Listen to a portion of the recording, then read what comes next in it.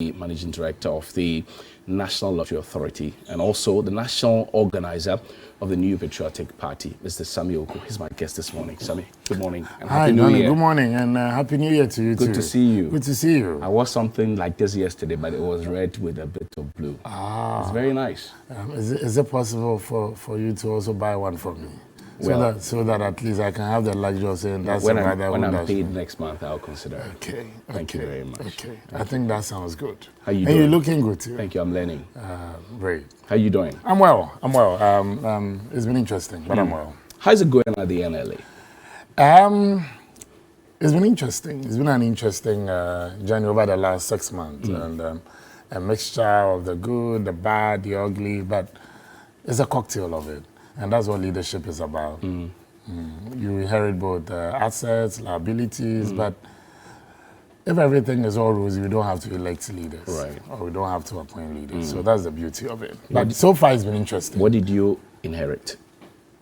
Quite a number of challenges. For example? First of all, worker agitations, unresolved issues of contract, and aside that, staff remuneration issues, staff promotion issues, and then again having a blueprint for the way forward for the NLA. Right. We had also seen a decline in revenue over the last 3 years, if you check their statistics. So, as I said, it was a cocktail of issues. But the good news is that I inherited very spirited human beings and people willing and dedicated to the cause to embark on another journey of 1, rebranding, 2, increasing revenue, and 3, building a world-class lottery authority capable of mobilizing revenue to support the state, to pay their contribution into the consolidated fund, and also to support society. So, if I'm in the debt, I'm in the debt of the hundreds of staff who wake up every morning believing that we can make it work again. So, what would you say would be your big game plan, 4-year game plan, if you will, for the NLA? If I ever want to be remembered well by the time I leave the NLA, I want to be remembered as a Director General who focused 1 on revenue, increasing revenue, 2, promoting discipline, and that's both attitudinal, work ethics, and all discipline. And thirdly, the Director General who also places so much emphasis on good causes as we impact the society through games. So these are the things we're looking at. And I'm excited to say that it hasn't been a one-man journey. It's been a journey of teamwork, a journey where I've had very dedicated, competent management. They've been extraordinary. So where I walked to the NLA first, not knowing anything about what lottery was about.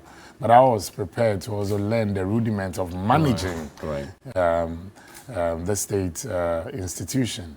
And again, getting them to work for us to move beyond our comfort zone and raise the needed revenue. And my statement the very day I entered the NLA was simple. I am not there to inherit people's enemies. Okay. I am there to make new friends. So put the past behind you. Let's see how we can work together. So if you are willing to make new friends, then let me be your friend. And finding me a sympathetic ally and a trusted companion. When these 2 ingredients are clear, we can be able to have a proper discourse. Because this is an institution where people are judged based on the regime that brought them, and not on the content or output of their work. Right. So when you have an NDC administration there, the supposed NDC, the supposed MPP elements or sympathizers are sidelined and kept off the playing field. When there's an MPP administration in place, those who came in under the NDC administration are also sidelined. So that's why I told them that this is not a political party. It's a revenue-generating body. But how do we stop this job for the boys? Well, it's my regime's time. It's not my regime's time. The problem there was not really the job for the boys. What was it? It's about an industry that had been made out of accusations and gossip. Okay. So when there's a new regime in place, you can have a lineup of people. If it's an NDC regime, you have an NDC, pro-NDC workers. Right. Functionaries up there. Functionaries up there. Oh, this one, you can work with this one. This one is this. This one is that. Transfer this, move this. Then when there's a reverse, you have an NPP administration that you also have. Then those who felt sidelined and feel very bitter, they will also come in and say, look, this is also our time. So that's why I said that this is a revenue generating body. And we keep going down. And the time comes when you need to stop, reflect, and see what you can do to improve upon your situation. Do you think, honestly, that whatever you're trying to institute will live beyond you, even if you're not Director I think General? that we're not building strong persons there. We want to build strong department, strong unit. And so when I got in on the 9th of August, after the president had appointed me at the end of July, right. I spent the first 8 days not stepping there, but to profile almost every department from afar. Okay. And getting to read about the very composition of the people there, getting to learn from the various departments without stepping there. So when I got in first day, I knew who was this, who was that, this department, that department. And I think that fast forward from August, then I also had to aggressively embark on uniting their funds, making them see themselves as a bigger family to generate revenue for the state. Okay. When we generate enough revenue for the state, we can have enough as well to also support our budget as an authority. And then we can also, at the core of our mandate in our Act 722, embark upon good causes. And the good causes is supporting the destitute, the poor, the vulnerable, the physically and the mentally afflicted. And, you know, clearly, the world over, one thing that has made the lottery authority stand out is through good causes. The United Kingdom, through its lottery proceeds, sponsored the entire Olympic Games when they hosted it. And again, if you check the history of the city of Miami in the US, greater percentage of the city was built with proceeds from their lottery. Many countries world over. I've had the opportunity of visiting quite a number of countries since I became Director General. And I'm not hyping what the Ivorians have done, but what hurts me is that we started before them. And the Ivorians started by raising $20,000 to $25,000 a day. When they started aggressively, their 590, even though their lottery industry is about 59 years old, they started Ghana's main game that we play here. We call it the 590. That is the 5 balls drawn out of 90. So that's what they call 590. That's a national lotto. The Ivorians aggressively started it in 2012. And in 2012, they were making $20,000 to $25,000 a day. And then fast forward from 2019, they changed their game plan, got quite some good support from other technical partners, and they were aggressive to raise revenue for the Ivorian people. They moved from $25,000 a day to $1.5 million a day. Ivory Coast, they make $580 million per annum. We currently move around $80,000 a day. We make around $80 million a year. Our next door neighbor makes $580 million. What is that? So, what is missing in the link? I think that discipline is key. And then again, sealing the loopholes of the leakages. And then aggressively embarking on weeding out illegals. I mean, it's not negotiable. The Ivorians have been able to eliminate illegal operations to the barest minimum of less than 3% to 5%. First was about 65% of their market was totally hijacked by the illegals. Today, less than 5% of their market is in the control of What is our figure? Ghana currently, about 70% of our market is in the hand of the illegals. I see. So, we want people to make money. And I love it when people are making money. Like giving them lotto numbers? No. Like when I say making money, if you're doing genuine business, if you're registered properly, if you're paying your taxes, you're employing Ghanaian people, you're paying what is due DNLA, and you're making money, it's fantastic.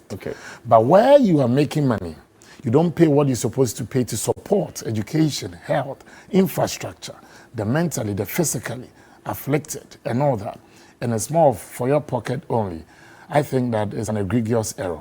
Let me pay glowing tribute to my predecessor, the Honorable Kofi Sammi, who, under his tenure, started an arrangement to have the illegal, what we call the banker-to-banker operators to come to the table for him to license them. It was a novelty. So they tried it, and I think after the first year, we were struck with COVID, and so it was very difficult for you to go after those who didn't register and all. Then 2021, when I also came in, I felt that we needed to have a continuation of that process. So aggressively, we put out a whole month of advert because they had been operating without license for a whole year. Nobody had gone after them. And then we put out a notice that if you want to operate lottery in Ghana, within the period of 2021 to 2022, year ending November, it's important that you come for the authority to know you, to license you, whether it's an entity or a person. In excess of 140 companies and individuals came forward. We did screen it down to like 70 or so. Then further pruning it down to like 35. What were you looking at? First of all, you must be a registered entity. You should be able to have filed your taxes. You should have a complete background where we can verify. We need to know the number of writers or operators you have in the system. We should be able to also conduct a criminal check on your background. You have instances where people open up these businesses. When there are high winds, then they run from that geographical location. Let's say he's operating around the Akachi area. When there are high winds against them, comes to a break, then they move to maybe sexual sarenso. To extremities. So go and also operate there for 2-3 years. High winds, they move towards another point. So we needed to conduct a criminal check and background. So we pruned it down to around 35 or so. Even with that, we are now steadily going through with the issuance of the licensing regime. And then we also did serve notice when the board took a seat. Per the Act, is the board that is mandated to fix license fees. And so we fixed the license fee for the 2021-2022 to 1.5 million cedis. No scare. Two things. Either you come to the NLA for us to give you our post of sale terminals, our machines, for you to play the POS, to operate on behalf of the NLA. Or you side with somebody who has been able to mobilize the funds to pay the 1.5 million. So at least you must belong to one of these entities for us to know you. I know that there were some people who disagreed and thought the figure was high. That's why we gave options. It's not by force. So you can work for us. You can work for us. You can work with someone. Work for a private operator who has gone through the process and has also the machinery and has paid the required fees. And those who did, I'm happy to announce to you, almost about 21 of them have gone through the processes successfully. And then the board in the next 10 days will issue out their licenses. We will publish the names of these entities. We started embarking on swoops, and so far we've made some arrests. And then from the central to the western to the eastern to the greater Accra. And beginning this weekend, I'm striking in another region in an aggressive manner for us to weed out the illegal operators. I see. And within the first 4 weeks that we embarked on this swoop, the NLA raised almost 20 million cedis to support the state and our operations. I see. Now, when we were young, we knew of the Saturday lotteries. That's the national lotto. Exactly. And then you would have someone in a white shirt with a black trouser, a bow tie, pick the ball, shows it to the camera and all of that. It was on the state broadcaster. It is no longer on the state broadcaster. What informed that choice? Well, I think it was a commercial agreement. That's the state broadcaster? Yeah, because we pay the state broadcaster. It's not for free. It's not for free? No, not at all. So and I'm surprised we both thought it was for free. So what was it? Why was it moved from the state broadcaster? But the same commercial decision that we took to give to the state broadcaster. Then after a while, we also decided to experiment with another private broadcaster. And we want to move towards a certain situation where we'll open up even at a point in time for us to spread our tentacles to be able to cover a larger scale in terms of the various media houses. So now the state doesn't get that money anymore from you? For now, yes. Why? Wouldn't it But be then the good most appropriate and soothing yes. to have our money come to us for us to use for all the things that we want? Well, I mean, that's what I'm saying, that we didn't go to the state broadcaster on arms begging. Okay. We went there on a commercial agreement. But did you tell them your reservations? Yes, we did. And what was their response? I think that when we eventually got to understand, it was a bit late. But in the near future, we will reconsider our decision. I see. But for now, we're dealing with a private broadcaster. Are you running again for a national role in your party? As I sit here, no. But you don't know if you want to run again? As I sit here, no. I won't be on the ballot when the NPP goes to the polls to elect national officers. Okay. I believe that the party has been good to me. I was Deputy Communications Director for the NPP under the late Honorable Jacob Echebilamte and Sir John's administration.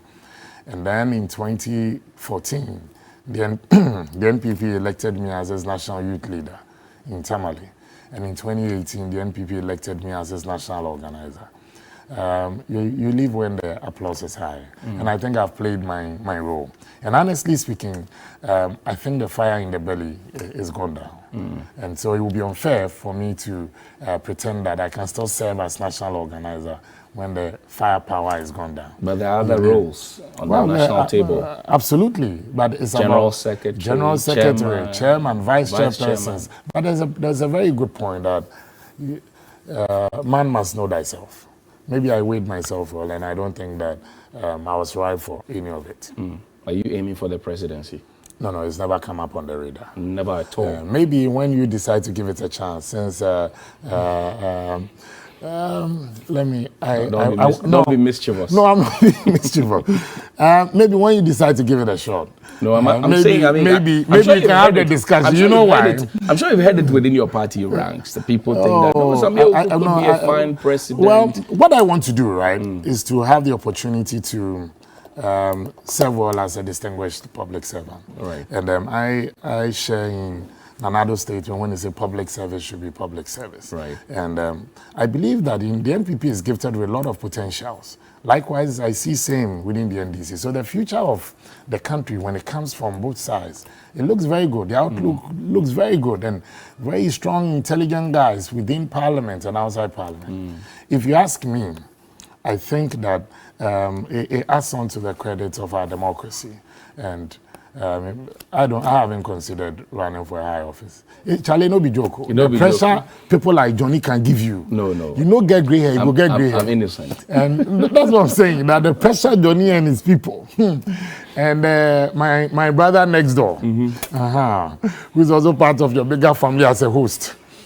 The pressure they can give you, you no get grey hair, you go get. So your best bet is not to have hair. But I've seen you mount a fierce defense for your fellow executives that you're serving for. Yes. Why is that?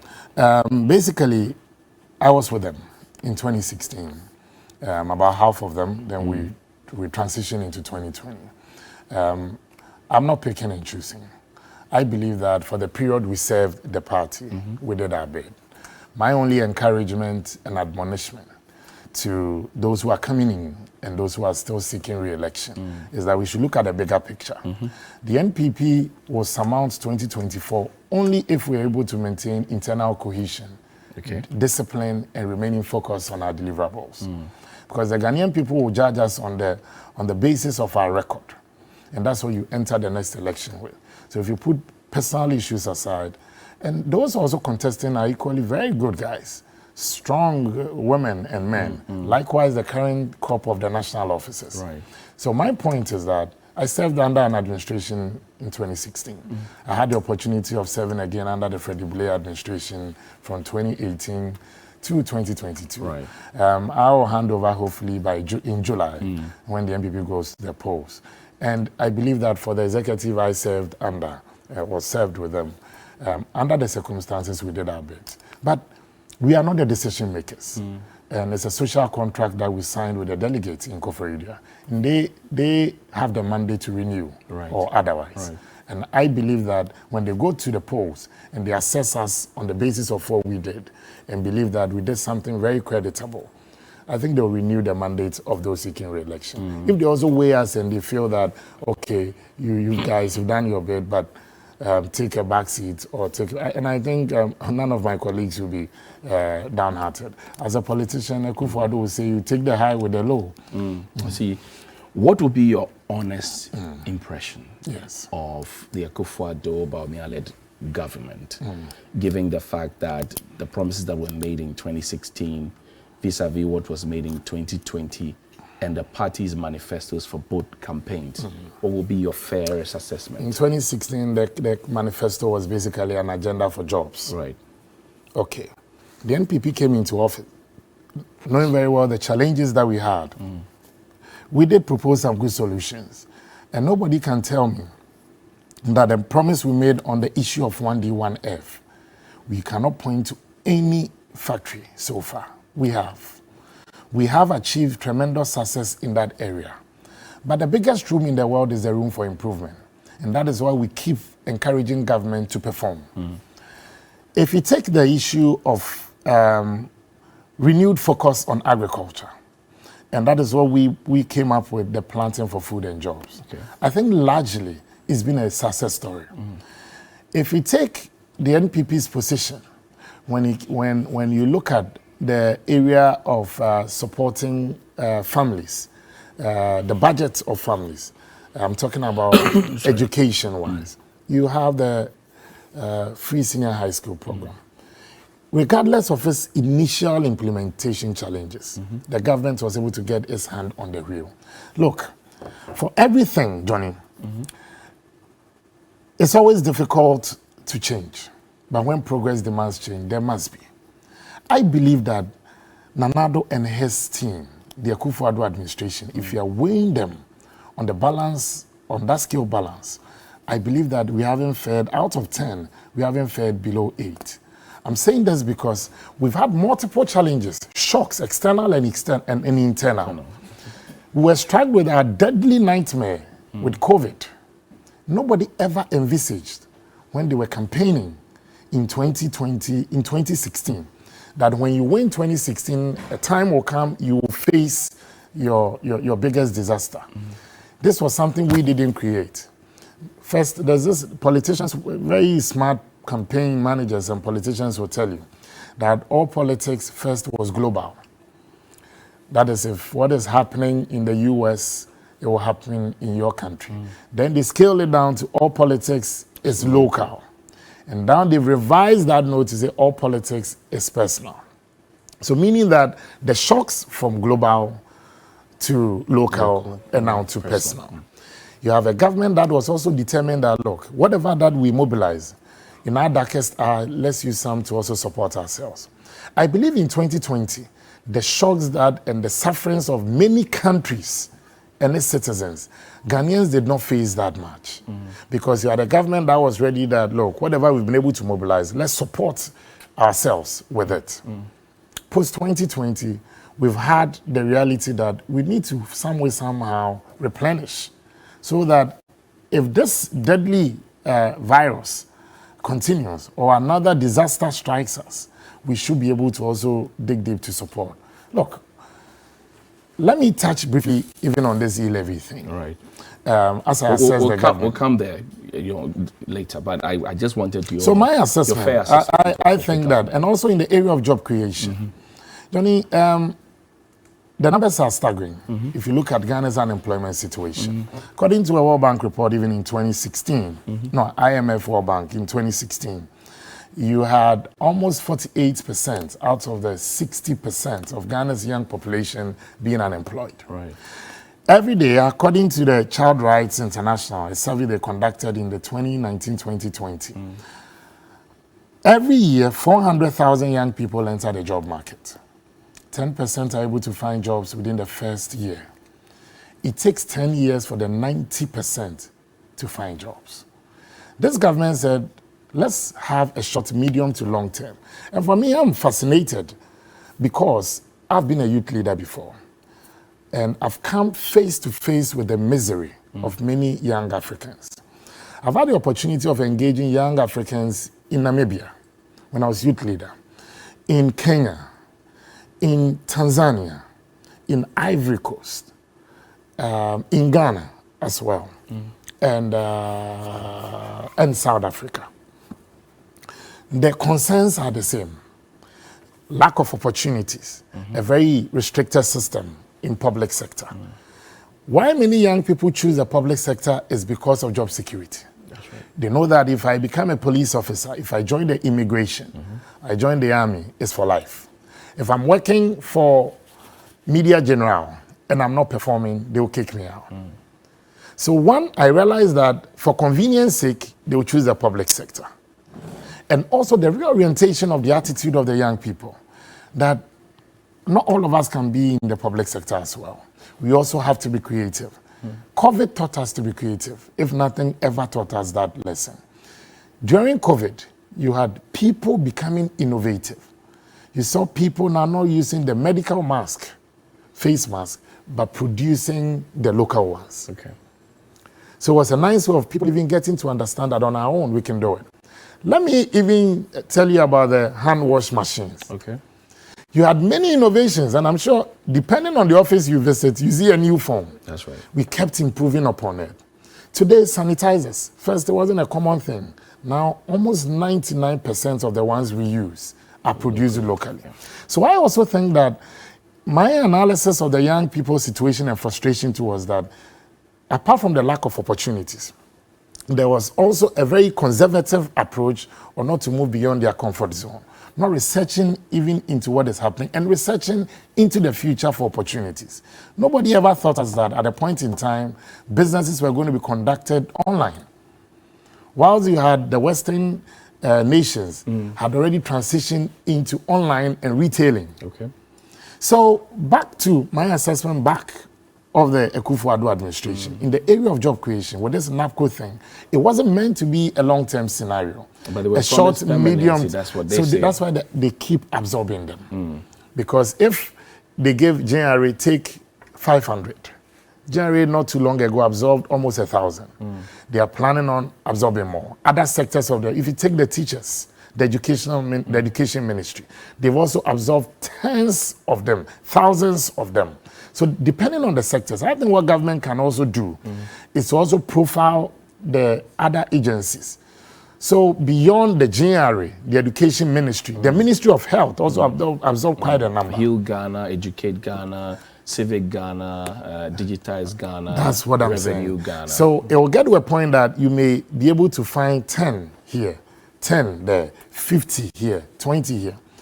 But then moving on, if I'm also to make some recommendations to my government as a former youth leader. Let's hear that. One thing that I've observed, being a former youth leader and analyzing the various government, their approach to youth-related issues, and even with mine being same, is that nobody seems to be monitoring a year down the line the kind of support we give the young people. I'll give you an example. I was with the YEA as board chair. Right. The YEA had a 2-year module plan. In fact, they still have a 2-year module plan, which this was an act that was passed way back. In fact, under the Mills Mahama era also. But then, if you check the National Youth Employment Program, it was started under the Kufuor administration. That's right. So 2 years in, we have a module, then you exit. Then we take those who are sitting at home, bring them in. 2 years after, they go back home. So it was more or less recycling unemployment. So YEA, some of the few recommendations that I made before I exited, and was that they need to look at a very short module approach and target even entrepreneurship.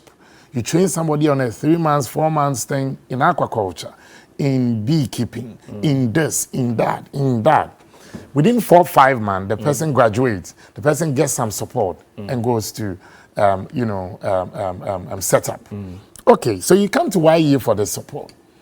After going through such a short module, the person goes to NEP, National Entrepreneurship and Innovation Plan. Formerly, John Kuma was head there. Yes.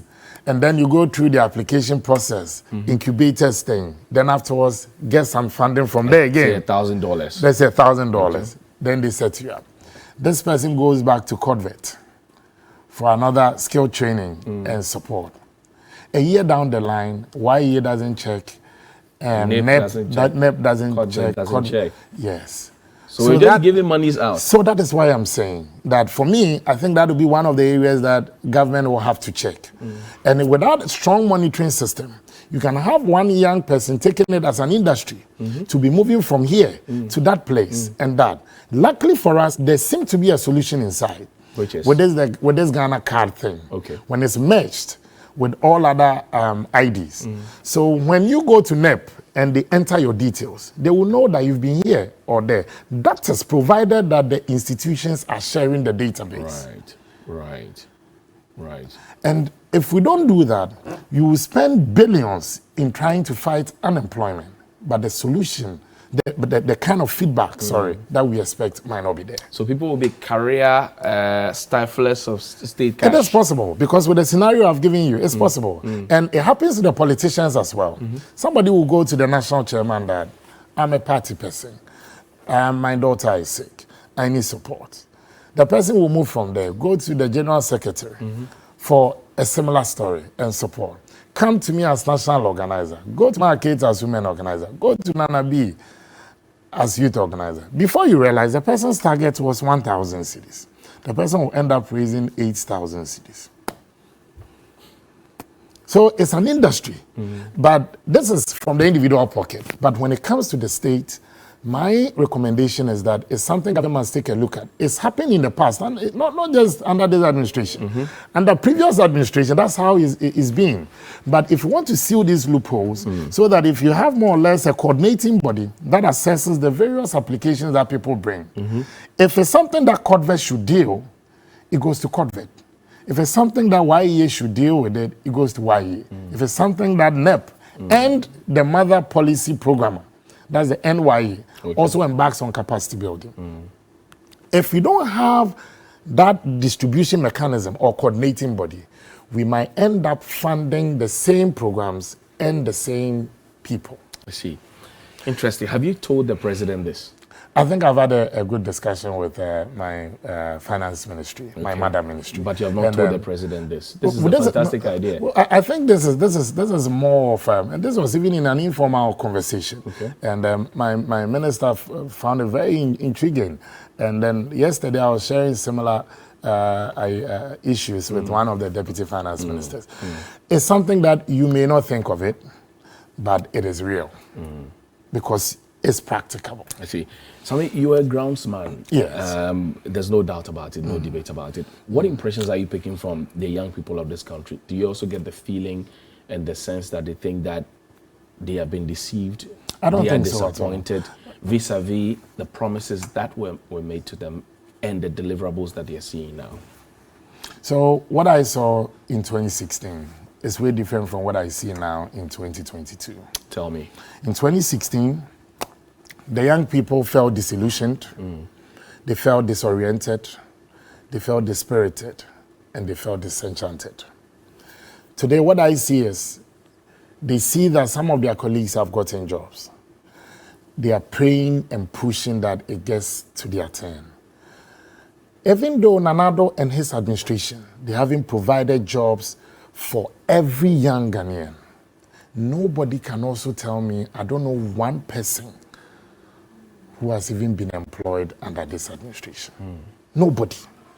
So you can point to one person, meaning that we've made progress.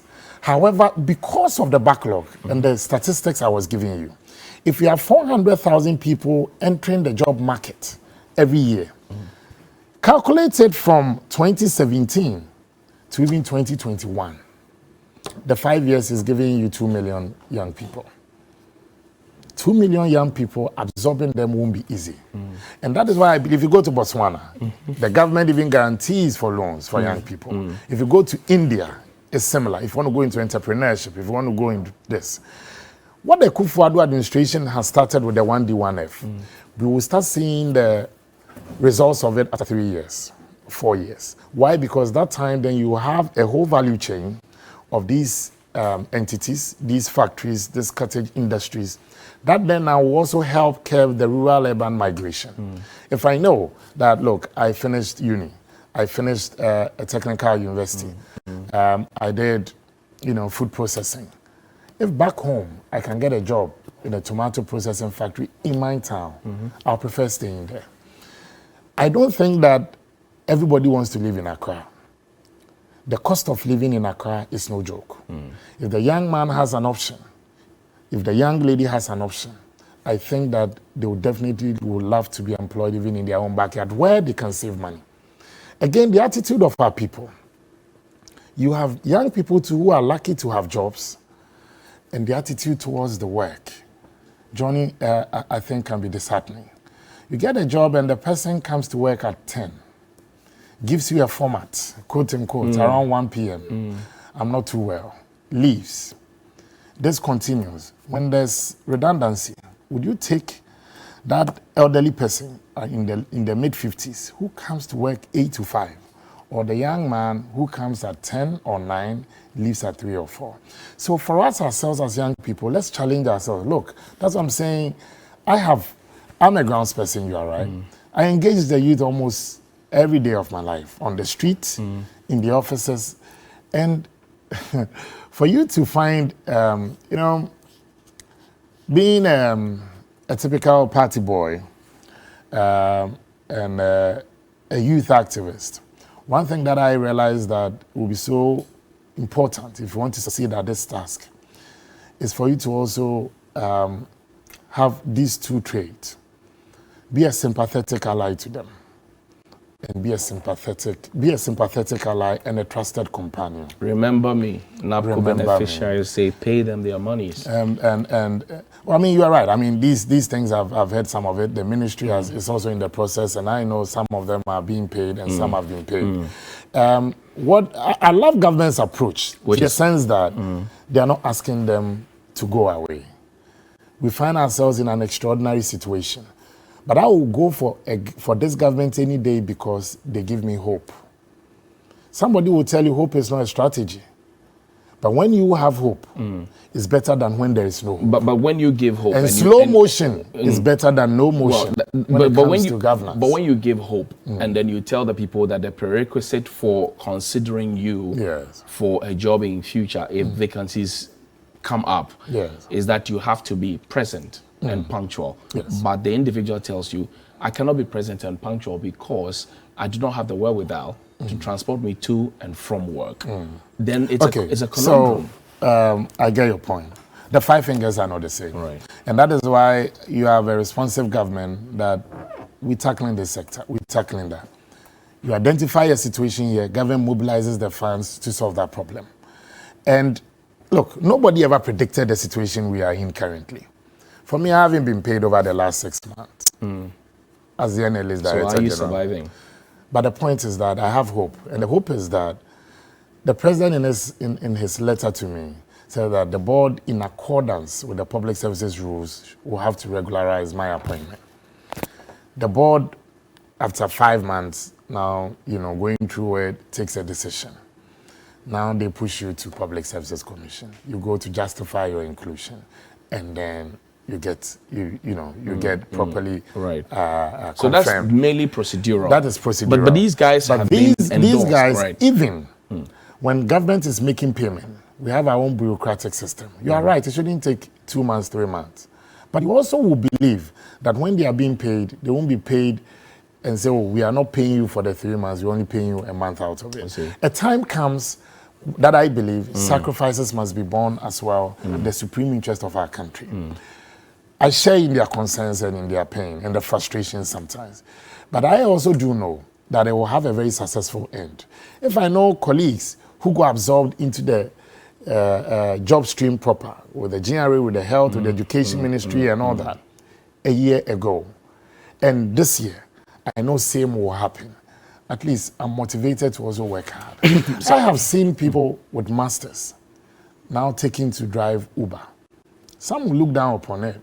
But honestly speaking, if you check the background of many of the successful people, businessmen and entrepreneurs and more, they tell you of those humble beginnings.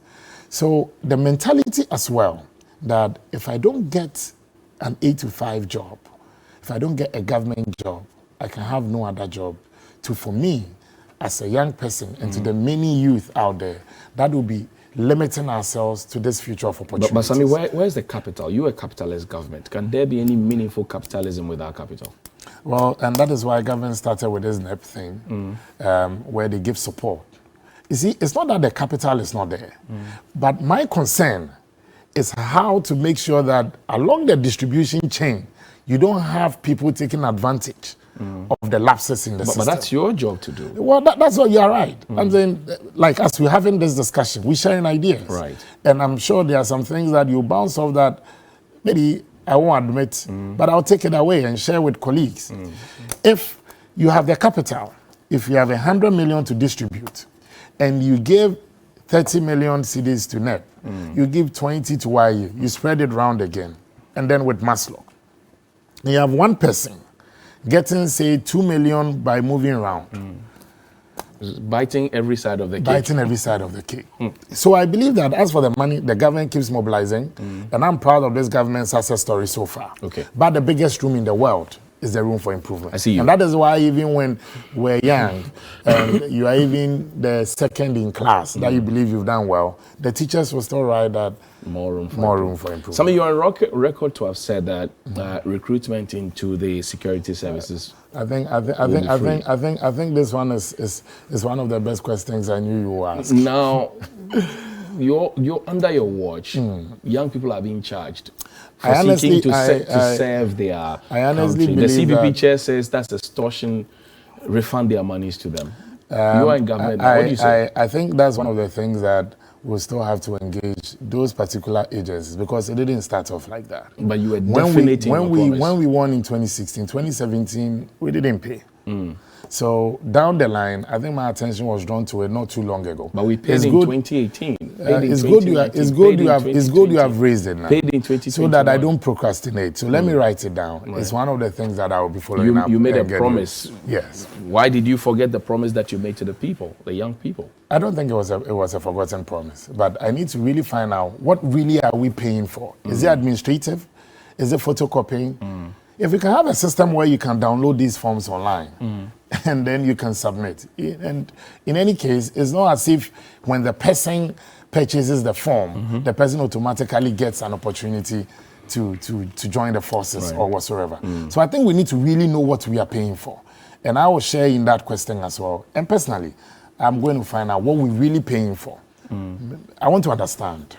But so far, you have not asked that question. So far, I think maybe I've been too busy with other issues. But this is very important. Right. And I think it's been a dereliction of duty. And I'll follow up. I really will have to understand what we are paying for. And what were we paying for in the past that we are not paying for now. There will have to be some justification or otherwise for these. There's the impression that there are too many old people around the president. Young talents, intelligent, smart, energetic people in your party who, like yourself, who could have been appointed to places, but you check around and you find too many old people. Okay, so name them. Well employed. Name them. Check your state-owned enterprises, the CEOs of your state-owned enterprises. So let's do some. Who are declaring losses of 5.3 billion in 2020, and the young people are walking around unemployed. Johnny, let's do some analysis. I'm taking you by your statement. 5.3 billion lost by state-owned enterprises in 2020. Let's not box the issues. No, look, I'm starting from there. You said I should give you examples, so I'm helping. But first of all, you're talking about too many old people around the president. Yes.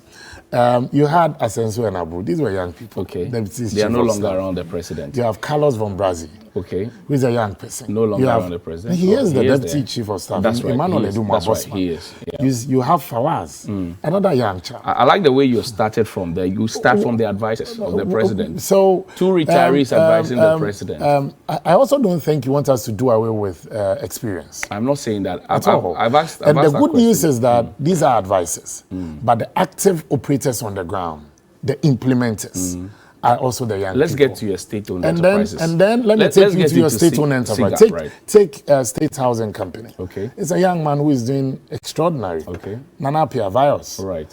Let me take you to... want to go to Gihok? No, you don't pick and choose in this matter. I'm just giving you examples. So if you have your list, let's discuss your list. No, but if you want me to answer... I don't have a list. So then let me also... You said state-owned, so let me also give you Go ahead. Take PMMC. Right. A less than 37-year-old guy. That's in charge of PMMC. That's a new entrant. But you're saying that there's this noise that so many old people... Impression, sorry, forgive me for my word. Right. But when you say it's a new entrant, so meaning that you're also seeing the changes. Okay. Then take the National Lottery Authority. Okay. You also have a less than 40-year-old young man. Right. Also doing his bit there. Okay. Let me take you to NEP. Okay. You have Kofi Ofosu, a young person there. A young man exited. Right.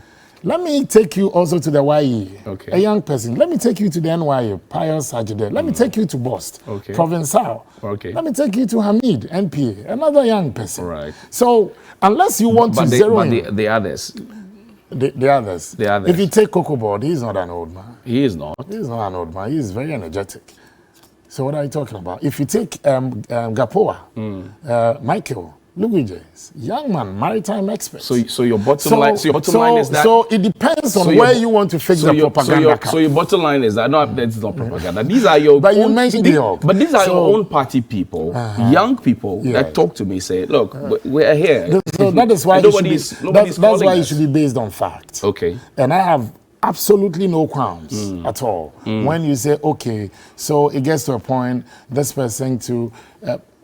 I take you back to Coco Board. Okay. We had an experienced board chair. Okay. The Honorable Hackman Owusu-Agyeman. Right. After also helping put the place in shape as well, he's exited for a much younger person. Okay. Peter McMahon takes the stage there. If you Peter McMahon is a much younger person. As compared to Hackman Owusu-Agyeman. Okay. And Peter McMahon has worked also in the various But he's more than 60. Yeah. I'm just saying that if you compare, if you also take several of these places, the point is that you cannot also do away with the older hands. That is not the MPP's character. Would you, for example, we believe that there should be a contingent mix and blend and a cocktail of both the young and the old for us to deliver. Would you, for example, take the proposal that young people like you become CEOs, MDs, Director Generals, and the old people become board chairmen, so they can watch from the top and say, Sammi, you're going the wrong direction? Is that not what is happening? Is that what is happening? But what is happening? I don't know. If you take Coco Board, McMenu is older. Right. He's board chair. Right. If you take the National Lottery Authority, I have an experienced board chair, His Eminence, the Honorable Francis Togbe Nyonyo, who is my board chair. But I'm very young. Okay. So the decisions of the board I'm able to implement. Right. If you take Gapoa, you have an experienced hand like Isaac Osei as board chair. You have a younger person, Michael, as the CEO. Likewise, across the so that's why I'm asking. It depends on where you are picking the facts. So why are the young people complaining then? So who are these young people? Mention them. I'm not at liberty to state my sources. Okay, you know, I know. I have that immunity as a journalist. No, that's a convenient way of saying that. I have that immunity as a journalist. No problem. We won't take that away from you. We fought for it, but it's also important that it should be based on facts. Yes, I've given you examples to show that there's a blend of the young and the old. I would prefer an older board chair and a younger CEO. Right. Why? Because they have also transitioned through life. There are some mistakes that might have occurred in the line of duty. And there are things they should be able to prompt you that don't do this, do that. On this note, let me pay glowing tribute to the NLA board. They've been phenomenal. They've been fantastic. This is a board that hosts a member of the Council of State as the board chair. That's Togbe Nyonyo, right? Then you have the Solicitor General of the country, Madame Helen Ziwu. You have the Chief Director of the Ministry of Interior, Madame Adelaide Anokumi. You have the Deputy Director of State Protocol, Mr. Ening, and the Presidential Rep as well, Management Consultant, Madame Joanada. The two young additions, you have myself and John Kuma. Okay. These are young people. Right. But this board have at least managed all of us in there and helped, supported us to now even clinch a good deal with the KGL. The NLA, and for the avoidance of doubt, let me put the facts on the table. In 2020 to 2021, it was a piloting phase. KGL paid 20 million cedis in 2020. They paid 25 million cedis in 2021. And then there were some breaches. The NLA slapped a 10 million fine on them. That was the reason why it came to 55 million. The 55 million was not for a year. It was 2020, which was 20 million, 2021, 25 million, and a fine of 10 million. KGL, they were walking into a substantive contract where it was going to be 30 million for 2022, 35 million for 2023, and 40 million in 2024. And I said, no, guys, hold on. We need to renegotiate on this thing. And then we engaged our board.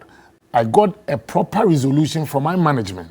They backed me together with the union, together with management and staff.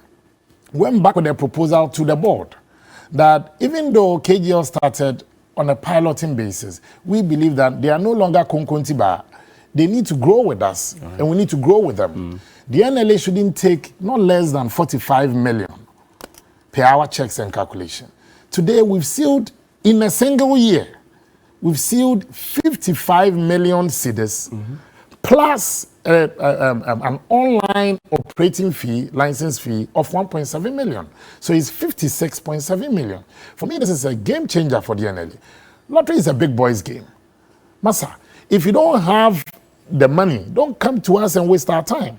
We engage our collaborators. They've built robust ICT infrastructure. And I think that, let me commend the KGL for their professionalism throughout the negotiations. So that they your felt system that is no longer porous. People can get in and get lotto numbers. No, it's not possible. It's not possible. It's not possible, but I'll come to that in a second. KGL also agreed with us that they need to also help us in our moments where there's revenue decline. And whatever they are doing, they have the backing of the NLA. And the NLA, now we've negotiated that. Out of this amount, it was the NLA, for the avoidance of doubt, and KGL can also attest to it, was the NLA side that proposed during the negotiation that we want to set aside 3 million cedis, and this is on record at the board level and during negotiation, that we will set aside 3 million cedis for stabilization fund to support our locals who are in the kiosk. Okay. Look, now it's moved beyond the kiosk. Technology is not waiting for us. The industrial revolution in the UK and in Europe came with its own attendant job losses, but it never stopped Europe from developing. But we believe that we also need to be sympathetic to this, our long-standing friends. Now, with this 3 million cedis, if the person is not a loyal lotto marketing company of the NLA, we are not going to give you a dime. We will remember those who stood with us in the test of time. I see. Great. Now, let's talk about... And now, we're likely to also repackage many of our collaborators' licenses. Johnny, the thing is that some people have wasted our time at the NLA for too long. How do you some mean? of the collaborators. How do you mean? They come to make some funny promises to the NLA. Oh, I can, with your license, if you give me, I'll give NLA $2 million a year, $1.5 million a year as part of the collaboration agreement. And at the end of the year, you are doing a review and they brought you 120,000 cedis. I mean, what for? That people are going to be out of jobs. Well, but then, so how are they operating? So give to serious people. Let them bring in technology. Let them come to the table knowing that they are not coming to disrespect you. NLA is a beautiful lady being dressed again. And we are looking at taking our VAG operations. You know, we bought a franchise from the military. You know, these are soldier men. Right. Whether we made losses or profit, every month we are paying them a colossal amount. So when it's time and it delays for 3-4 days, Captain Dia will call me. Or call the NLA. DG, we haven't heard from you people. The troops are waiting. I cannot be paying when I'm not making profit. So now we are going to repackage our VAG. If you are not ready to come talk to us in millions, for you to come on board as a collaborator, don't come and waste our time. I like your drive for raising funds. We have some 4 major collaborators. That, to me, I believe that the NLA is going to take a second look at their operation. Who are these? One is owned by a Jewish company. Okay. One is owned by a Dutch company. Okay. One is owned by a Chinese company. And the other one is a software partner. Okay. Let me take the Dutch, the Jewish, and the Chinese company, right?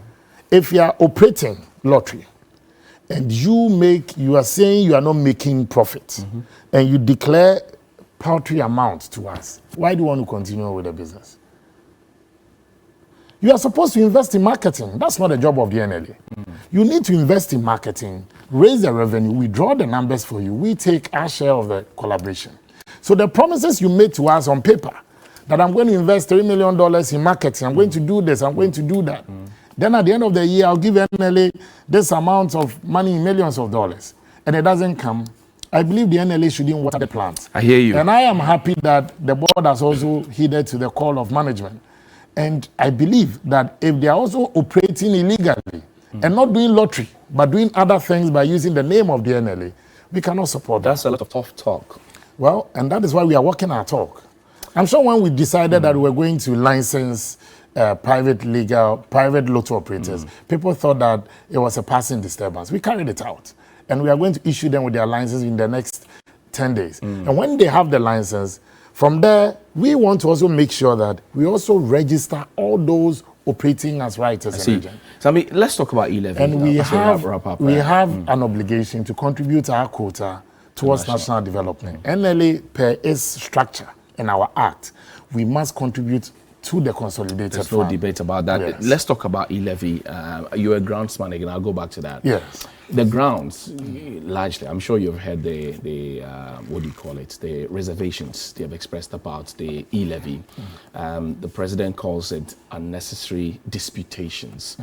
Now, largely, people are not in favor of the E-levy. The government is making a strong point to say we need it at this time to do A, B, C, and D, roads, cybersecurity, jobs, and other things.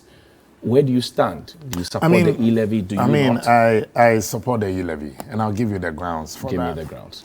First of all, COVID taught us one thing, that in moments of crisis, in our darkest hour, we have to dig deep to find solutions within. All over the world, governments and nations are digging deep into their own internal foundation to find solutions. COVID also made us realize that the jobs that we see face to face is now moved towards online. Right. I believe that the concerns being raised by all sectors and all sides, I'm happy that we have a very listening government and a very listening finance minister. Together with the team, they've embarked on road shows. Right. I have heard many people, and even some strong NDC friends, saying that, but you guys, you had a very good reason. But how come we are now getting to understand it? But it's better late than never. I believe that the consultation should go on, and government is in full support of the consultations and the roadshow that currently we have our minister and the team embarking upon.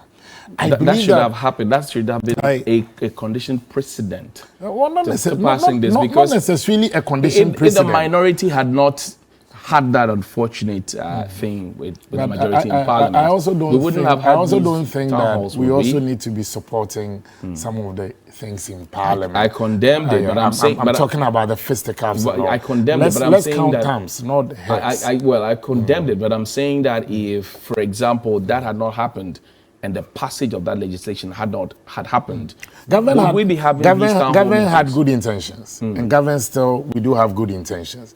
And when the issues were raised, government said, okay, no problem, let's go embark on this wider consultation. I believe that, Could we have done it before? The NDC will always tell you that when they were also passing the VAT, there was this agitation, but then when there was regime change, the NPP ended up using it. So sometimes the politics too in the chamber, it can be complicated. But they waited for you until it can be 1998 when they passed it for broader consultations. So that's why government is doing consultation. And when government is done with this consultation and concerns factored in, I believe that, look, I think it's a good thing. The understanding of it for people to really know their obligations. And much more importantly, we also need to be clear on the areas we'll be applying these proceeds. Okay. Look, this will be a defined source of funding for government, defined for this present and future government. That if we're able to use it well, we can say that, look, this is going to, for instance, to support infrastructure, maybe to support education. YE is one of the biggest beneficiaries of the communication services tax. The CST. Yes.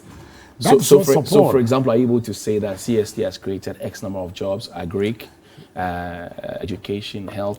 Maybe you should put out that statistic if the CST had not come in, you wouldn't have been able to pay the tens and the hundreds and thousands of the young people who have passed through the YE. So I believe that is the explanation. We government is doing very well now. They are being so much aggressive on it on the ground. Is the government at its wit's end? I don't think so. We believe that as for every government, you face challenges. But that is what toughens you. If you're a leader and you don't face challenges, then you only came to take ice cream in the park. There are strikes on your head. UTAG, for example, they are not backing down. The universities may shut down.